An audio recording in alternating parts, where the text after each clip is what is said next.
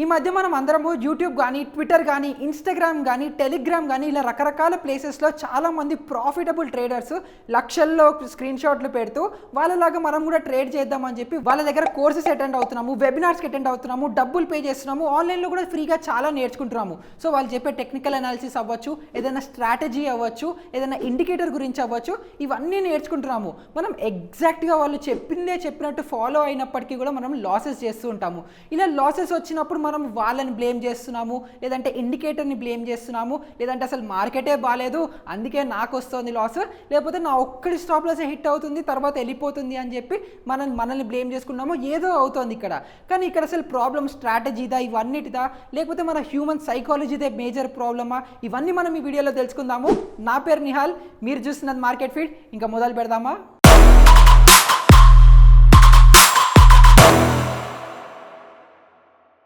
ఇప్పుడు మనం technical analysis నేర్చుకున్నాము, ఏదైనా టూల్ గురించి నేర్చుకున్నాము, స్ట్రాటజీ నేర్చుకున్నాము, ఒక ట్రేడర్ని ఫాలో అవుతూ ఎగ్జాక్ట్గా అదే ఫాలో అయ్యాము.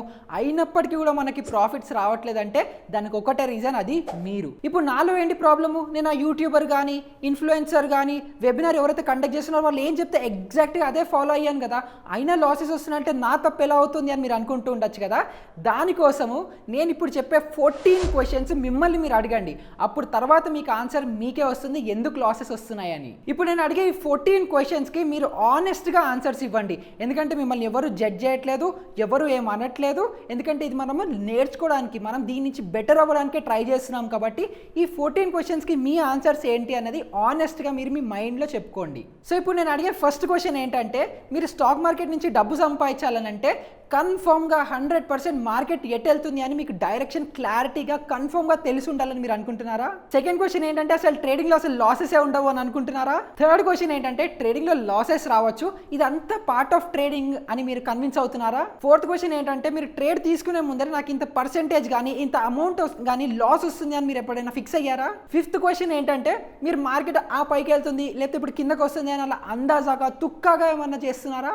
సిక్స్త్ క్వశ్చన్, ఈ టెలిగ్రామ్లో కానీ యూట్యూబ్లో కానీ ఎవరో టిప్ ప్రొవైడర్స్ టిప్ ఇస్తారు, అది వర్కౌట్ అవుతుందో అవ్వదో తెలీదు, కానీ టిప్ ఇచ్చారు కాబట్టి నేను అది ఫాలో అవుతానని ఫాలో అవుతున్నారా? సెవెంత్ క్వశ్చన్ ఏంటంటే, మీకంటూ ఒక ట్రేడింగ్ మెథడ్ ఏదైనా ఉందా? ఎయిత్ క్వశ్చన్ ఏంటంటే, మీరు అందరూ ఏదో ఒక ట్రేడింగ్ మెథడ్ ఫాలో అవుతూ ఉండొచ్చు, అది ఒకప్పుడు వర్క్ అవుతూ ఉండొచ్చు, కానీ ఇప్పుడు ఎందుకైనా కారణంగా మార్కెట్ సిచ్యువేషన్ వల్ల ఏదైనా కావచ్చు అది వర్కౌట్ అవ్వకపోతే మళ్ళీ అది ఆపేస్తే తర్వాత ఒకవేళ ప్రాఫిట్స్ వస్తే నేను ఎక్కడ మిస్ అయిపోతానా అని చెప్పి అలా వర్కౌట్ అవ్వని సిస్టమ్ని ఇంకా ఫాలో అవుతున్నారా?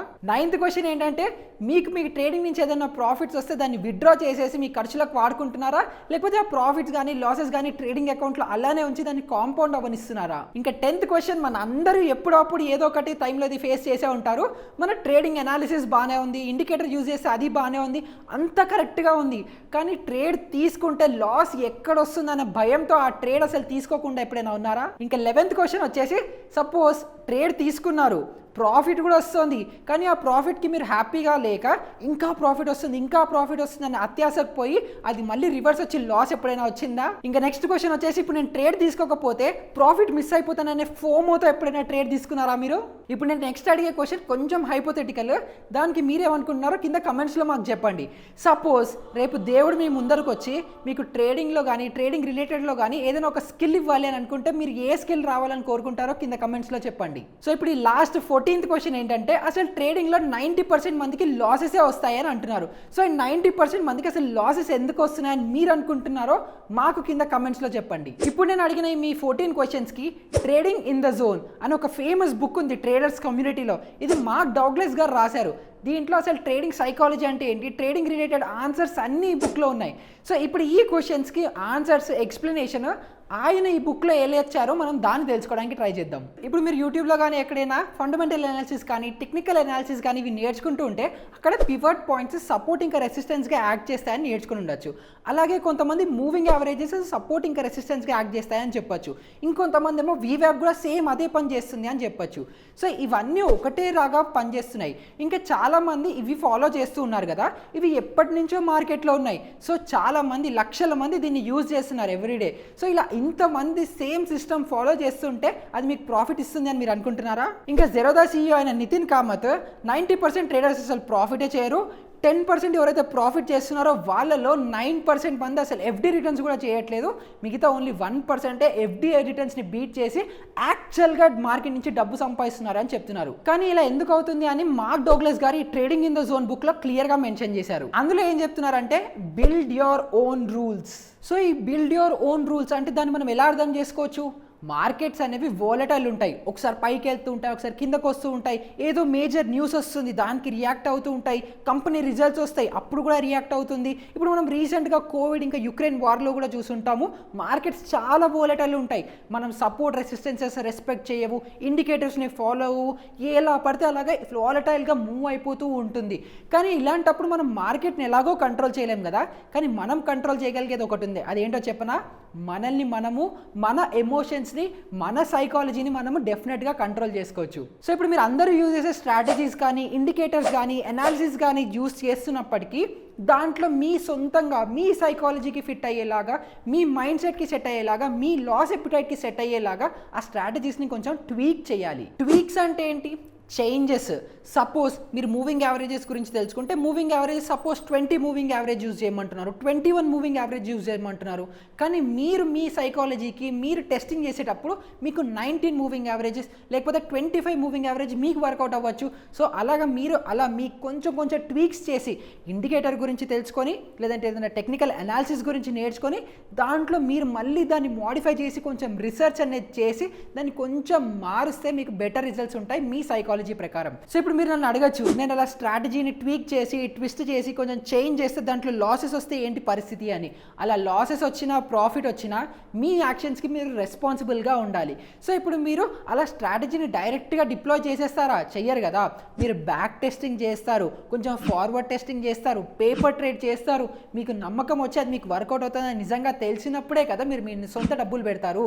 సో అలా ఉన్నప్పుడు ప్రాఫిట్ వచ్చినా లాస్ వచ్చినా మీరు ఓనర్షిప్ తీసుకొని మీరు దానికి రెస్పాన్సిబిలిటీ కూడా తీసుకోవాలి. ఇంకా బుక్లో సెకండ్ పాయింట్ ఏం చెప్తుందంటే హ్యావ్ ఫియర్ కీప్ ఎస్ఎల్. అందరూ స్టాక్ మార్కెట్లో స్టాప్ లాస్ అనేది లాసెస్ తగ్గడానికి హెల్ప్ అవుతుంది అని అంటారు. కానీ అసలు స్టాప్ లాస్ ఎందుకు హెల్ప్ అవుతుందో మీకు చెప్పనా? ఇది ఒక మేజర్ సైకలాజికల్ పాయింట్. సపోజ్ మీకు స్టాప్ లాస్ అంటే ఏంటి? నా ట్రేడ్ నేను ఇప్పుడు తీసుకుంటే తర్వాత ఒకవేళ ఏదైనా తప్పు జరిగి నా అనాలిసిస్ రాంగ్ అయ్యి ఆపోజిట్ డైరెక్షన్లో వెళ్ళిపోతే నాకు ఇంత స్పెసిఫిక్గా ఇంత లాస్ వస్తుంది, ఇంత ఫిక్స్డ్ అమౌంట్ నాకు పోతుంది అని మీకు కన్ఫర్మ్గా తెలిస్తే మీరు ఇంకా ధైర్యంగా ట్రేడ్ అనేది తీసుకుంటారు కదా. సో దానికోసం స్టాప్ లాస్ అనేది హెల్ప్ అవుతుంది. ఇంకా ట్రేడింగ్ చేసే మన అందరికీ ఇది ఒక ప్రాబ్లం ఎప్పుడో అప్పుడు ఫేస్ అయ్యే ఉంటుంది కదా. మనం ట్రేడింగ్ అనాలిసిస్ చేస్తాము, ఇండికేటర్స్ యూజ్ చేస్తాం, ఏదో ఒకటి చెప్తాం. మన సిస్టమ్ ఏమో మనల్ని ట్రేడ్ తీసుకోమంటుంది. కానీ ట్రేడ్ తీసుకుంటే అదొకవేళ వర్కౌట్ అవ్వకపోతే మనకి లాసెస్ వస్తుంది ఏమో అని భయంతో అసలు మనం ట్రేడే ఎగ్జిక్యూట్ చేయకుండా మార్కెట్ ఇచ్చే మంచి అవకాశాలు అన్నీ వదిలేసుకొని ఆ ట్రేడ్ ప్రాఫిటబుల్ అయి ఉంటే అరే నేను ఆ ట్రేడ్ తీసుకొని ఉంటే బాగుండేది, నాకు ప్రాఫిట్ వచ్చేది అని అనుకుంటూ ఉంటాం. రిస్క్ లేకుండా అసలు ఏది ఉండదు. సో ఇప్పుడు మనం రిస్క్ తీసుకుంటున్నాము అని అనుకుంటే అది క్యాల్కులేటెడ్ రిస్క్ అయి ఉండాలి. సో ఇప్పుడు నాకు లాస్ వస్తే ఆ లాస్ వల్ల నాకేదైనా ఎఫెక్ట్ అవుతుందా, నా సైకలాజీ ఏమైనా ఎఫెక్ట్ అవుతుందా, నా ట్రేడింగ్ మీద ఏదైనా ఎఫెక్ట్ అవుతుందా, ఇవన్నీ ఇలా ఎఫెక్ట్ కాని స్టాప్ లాస్ కనుక మనకు ఉంది అని అంటే అప్పుడు మనం కాన్ఫిడెంట్గా ట్రేడ్స్ అనేవి తీసుకుంటాము. మీరు ఏవైతే రూల్స్ ఉంటాయో, మీరు ఏదైతే మనీ మేనేజ్మెంట్ ఉంటుందో అది ఎగ్జాక్ట్గా అలానే ఫాలో అవ్వకుంటూ మీరు ట్రేడింగ్ చేసుకుంటే మీకు డెఫినెట్గా సక్సెస్ అనేది వస్తుంది. ఇప్పుడు నేను ఇందాక మనీ మేనేజ్మెంట్ అన్నాను. సో మనీ మేనేజ్మెంట్ అంటే ఏంటి? సపోజ్ ఇందాక మనం మాట్లాడుకుంటున్నట్టే మీరు ట్రేడ్ ఏదైనా తీసుకున్నారు. ఈ ట్రేడ్లో మీకు సపోజ్ మీకు ముందరే తెలుసు నా అనుకున్న అనాలిసిస్ కానీ నేను అనుకున్న వ్యూ కానీ రాంగ్ అవుతే ఇంతే స్పెసిఫిక్ లాస్ వస్తుంది నాకు అని. సపోజ్ ఆ లాస్ 1000 అవ్వచ్చు, 2000 అవ్వచ్చు. ఇది నేను బేర్ చేయగలిగే లాస్, దీంతో నా సైకాలజీ ఎఫెక్ట్ అవ్వదు అని మీరు అనుకుంటారు చూడండి. అప్పుడు మీరు ఆ ట్రేడ్స్ అనేవి ధైర్యంగా తీసుకుంటారు. మీరు ధైర్యంగా ఏదైనా కాన్ఫిడెంట్గా ఏదైనా పని చేసినా ట్రేడ్ చేసినా సక్సెస్ వచ్చే ఛాన్సెస్ ఎక్కువ ఉంటాయి. ఇంకా థర్డ్ పాయింట్ ఈ బుక్లో ఏం చెప్తున్నారంటే stick to your rules not expectations. So ఈ stick to your rules not expectations మనం ఏ విధంగా అర్థం చేసుకోవచ్చు? మీరు ఏదైతే ట్రేడింగ్ని ఫాలో అవుతున్నారో, ఏదైతే ట్రేడింగ్ సిస్టమ్ని ఫాలో అవుతున్నారో, ఏదైతే స్ట్రాటజీని ఫాలో అవుతున్నారో ఆ రూల్స్ ఏవో ఒకటి ఉండుంటాయి కదా డిఫైన్డ్గా. ఆ రూల్స్ని ఎగ్జాక్ట్గా అలానే ఫాలో అవ్వండి. ఎక్స్పెక్టేషన్స్ ఎక్స్పెక్టేషన్స్ పెట్టుకోకండి. సపోజ్ మీకు మంత్లీ 10% రిటర్న్స్ ఆ స్ట్రాటజీ కనుక ఇస్తుంది అని అనుకుంటే మీరు అది 15% ఇస్తుందా 20% ఇస్తుందా అని ఓవర్ ఎక్స్పెక్టేషన్స్ పెట్టుకుంటే తర్వాత మీరే బాధపడతారు. సో ఆ ట్రేడింగ్ స్ట్రాటజీ ఏం చెప్తుంది, ఆ రూల్స్ ఏం చెప్తున్నాయి అవి ఎగ్జాక్ట్గా అలానే ఫాలో అవ్వండి. ఇంకా ఆ సిస్టంలో ప్రాఫిట్ వచ్చినా లాస్ వచ్చినా పార్ట్ ఆఫ్ సిస్టమ్. ఎందుకంటే అది మీరు ఏదో ర్యాండమ్గా ఏదో స్ట్రాటజీ అలా దొరికింది యూట్యూబ్లో ఎక్కడో చూసేసాను అని చెప్పి చేసేస్తూ ఉండరు కదా. బ్యాక్ టెస్టింగ్ చేస్తారు, ఫార్వర్డ్ టెస్టింగ్ చేస్తారు, అది యాక్చువల్గా వర్కౌట్ అవుతుంది అని అనుకున్నప్పుడే మీరు డిప్లాయ్ చేస్తారు. కాబట్టి ప్రాఫిట్ వచ్చినా లాస్ వచ్చినా ఆ ఏవైతే రూల్స్ ఉన్నాయో దాని ఒక స్పెసిఫిక్ టైం వరకు మీరు దాన్ని హోల్డ్ చేసి చేస్తూనే ఉండాలి. దీన్నే కన్సిస్టెన్సీ అంటారు. ఇంకా ఫోర్త్ పాయింట్ ఏంటంటే డోంట్ ఫాలో ఎనీవన్ బ్లైండ్లీ. ఇప్పుడు మేము అవ్వచ్చు, వేరే యూట్యూబర్ అవ్వచ్చు, ఇన్ఫ్లుయెన్సర్స్ అవ్వచ్చు, స్ట్రాటజీ కోర్స్ తీసుకునే మెంటోర్ అవ్వచ్చు, లేదంటే కొంతమంది టిప్ ప్రొవైడర్స్ ఉంటారు. టెలిగ్రామ్లో మీకు కాల్ చేసి కూడా చాలామంది ఫోన్లు చేస్తూ ఉంటారు. మీరు ఎగ్జాక్ట్ 100% ప్రాఫిటబుల్ కాల్స్ ఇస్తాం మీకు, ఇది చెప్తే ఇది ఎగ్జాక్ట్గా అవుతుంది. ఇంకొంతమంది వచ్చేసి యూట్యూబ్లో చెప్తూ ఉంటారు నేను ఈ మంత్ ఎగ్జాక్ట్గా ఈ టైంకి నిఫ్టీ ఏమవుతుందో చెప్తాను అని. ఇలా ఎవరో ఏదో ప్రెడిక్ట్ చేస్తే దాన్ని ఎగ్జాక్ట్గా అలా బ్లైండ్గా ఫాలో మాత్రం అవ్వద్దు. ఎందుకంటే స్టాక్ మార్కెట్లో 100% అంటూ ఏది ఉండదు, అది ఓన్లీ ప్రాబబిలిటీ మీద డిపెండ్ అవుతూ ఉంటుంది. సో అలాగే మీరు మా ఛానల్లో అవ్వచ్చు, వేరే ఏ ఛానల్లో కానీ ఎవరైనా ఒక ఎనాలిసిస్ ఇచ్చారు అని అంటే దాన్ని గుడ్డిగా వెళ్ళి అలానే ట్రేడ్ తీసేసుకోకుండా మీకంటూ మీ సొంత ఒక ఎనాలిసిస్ ఉండాలి, ఒక ప్యాటర్న్ ఫైండ్ చేసుకోగలగాలి. ఆ ట్రేడ్ తీసుకునే ముందర ఎంట్రీ ఎందుకు తీసుకుంటున్నామో అని క్లారిటీ మీకు ఉండాలి. స్టాప్ లాస్ హిట్ అవుతే ఎంత లాస్ వస్తుందన్న క్లారిటీ ఉండాలి. ఇంకా లాస్ట్కి ఎగ్జిట్ ఎక్కడ చేయాలో కూడా మీకు క్లారిటీ ఉండాలి. ఇవన్నీ కనుక మీరు ఫాలో అయ్యారు అని అంటే మీరు డెఫినెట్గా ప్రాఫిటబుల్ ఉంటారు. ఇంకా ఫిఫ్త్ పాయింట్ ఏంటంటే కీప్ యువర్ మైండ్ ఫ్రీ. ఇందాక చెప్పినట్టే మార్కెట్లో ప్రెడిక్షన్స్ అనేది వర్కౌట్ అవ్వవు, ప్రాబబిలిటీ ఒక్కటే వర్కౌట్ అవుతుంది. సపోజ్ ఇప్పుడు మీరు లాసెస్ వస్తున్నాయి, తర్వాత నెక్స్ట్ ప్రాఫిట్ రాదని లేదు, ఇప్పుడు మీకు ప్రాఫిట్స్ వస్తున్నాయి మళ్ళీ లాస్ రాదని లేదు. సో లాసెస్ వస్తే డిప్రెస్ అవ్వక్కర్లేదు, ప్రాఫిట్ వస్తే ఓవర్ కాన్ఫిడెంట్ అవ్వాల్సిన పని కూడా లేదు. మీవి ఏవైతే రూల్స్ ఉన్నాయో, సిస్టమ్ ఉందో, స్ట్రాటజీ ఉందో దాన్ని అలా ఫాలో అవ్వకుంటూ వెళ్ళడమే ఒక లాంగర్ టైంకి. అప్పుడే మీరు కన్సిస్టెంట్గా మార్కెట్లో ఉండి ప్రాఫిట్స్ అనేది తీసుకుంటూ ఉంటారు. సో ఇప్పుడు అసలు మనం ఫైనల్గా ఈ వీడియో నుంచి ఏం నేర్చుకున్నాం, ఏం తెలుసుకున్నామో 4 పాయింట్స్లో తెలుసుకుందాం. సో ఇందులో ఫస్ట్ ఏంటంటే మనం ఏదైనా ట్రేడ్ తీసుకునే ముందర మన సొంత అనాలిసిస్ రీసెర్చ్ కూడా ఉండాలి. ఎవరో ఏదో చెప్పారని బ్లైండ్గా వాళ్ళ టిప్ని ఫాలో చేయొద్దు. సెకండ్ ఏంటంటే మనం ఏదైనా ట్రేడ్ ఎంటర్ అయ్యే ముందరే మనకి ఎంత లాస్ రావచ్చు, ప్రాఫిట్ ఎంత రావచ్చు అని మనకి ఫిక్స్డ్గా తెలిసి ఉండాలి. ఇంకా థర్డ్ పాయింట్ ఏంటంటే మీకు ఏదైతే స్ట్రాటజీ కానీ రూల్స్ కానీ ఫాలో అవుతున్నారో దాన్ని ధైర్యంగా తీసుకొని ట్రేడ్ అనేది చేయండి. ఇంకా ఫోర్త్ పాయింట్ ఏంటంటే ఈ రూల్స్ కానీ స్ట్రాటజీస్ కానీ ఇవన్నీ ఏవైతే ఉన్నాయో అవన్నిటిని మీరు కన్సిస్టెంట్గా ఒక లాంగర్ టైం వరకు ఫాలో అవుతూ ఉండండి. ఇంకా ఇది బోనస్ టిప్ ఏంటంటే దాంట్లో ప్రాఫిట్ వచ్చినా లాస్ వచ్చినా, ప్రాఫిట్ వస్తే ప్రాఫిట్ ఎందుకు వచ్చింది, లాస్ వస్తే లాస్ ఎందుకు వచ్చింది అని ఒక ట్రేడింగ్ జర్నల్ మెయింటైన్ చేయండి. దాంట్లో రాయండి ఎందుకు మీకు ప్రాఫిట్ వచ్చింది, ఎందుకు లాస్ వచ్చింది అని. సో మీరు లాస్ వచ్చిన ట్రేడ్స్ కనుక మీరు ఆ జర్నల్లో చూస్తే మీరు దాని నుంచి డెఫినెట్గా చాలా నేర్చుకుంటారు.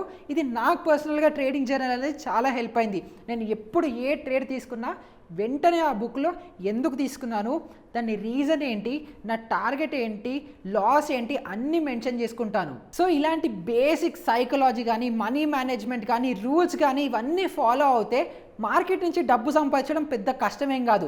మీరు నేను మనలాంటి అందరం ఈజీగా స్టాక్ మార్కెట్ నుంచి డబ్బులు అనేవి సంపాదించుకోవచ్చు. ఇలా కనుక మీరు ట్రేడింగ్ చేయగలిగితే ఈజీగా ఇన్ఫ్లేషన్ని బీట్ అయ్యే రిటర్న్స్, ఎఫ్డి కంటే ఎక్కువ రిటర్న్స్ చాలా ఈజీగా సంపాదించవచ్చు.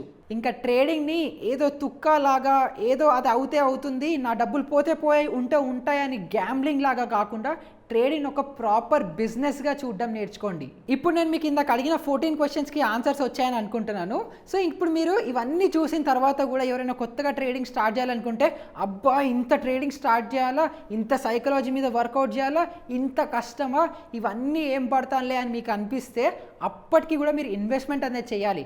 ఎందుకంటే మీరు ఉట్టిగా డబ్బులు సేవింగ్స్ అకౌంట్లోనో ఎఫ్డి అకౌంట్లోనో పెట్టారనుకోండి, అది ఇన్ఫ్లేషన్ వల్ల మీ ఉన్న వాల్యూకి కూడా ఇంకా పడిపోతుంది. సో మీరు ఏం నేర్చుకున్నప్పటికీ ఏం తెలియనప్పటికీ కూడా మ్యూచువల్ ఫండ్స్లో ఇన్వెస్ట్మెంట్స్ అనేవి చేయాలి. సో ఇప్పుడు మీకు మ్యూచువల్ ఫండ్స్ మీద కానీ ఇన్వెస్ట్మెంట్స్ కానీ ఎలాంటి విషయాల మీద డౌట్స్ ఉంటే, కాంటెంట్ రిలేటెడ్ డౌట్స్ ఉండొచ్చు, ఎలాంటి డౌట్ ఉన్నా మమ్మల్ని కమెంట్స్లో కింద అడగండి, మేము వాటిని డెఫినెట్గా ఆన్సర్ చేస్తాము. ఇలాంటిదే ఇంకొక ఇంట్రెస్టింగ్ ఇన్ఫర్మేటివ్ వీడియోతో మీ ముందరికి వస్తాను. అప్పటికి గుడ్ బై.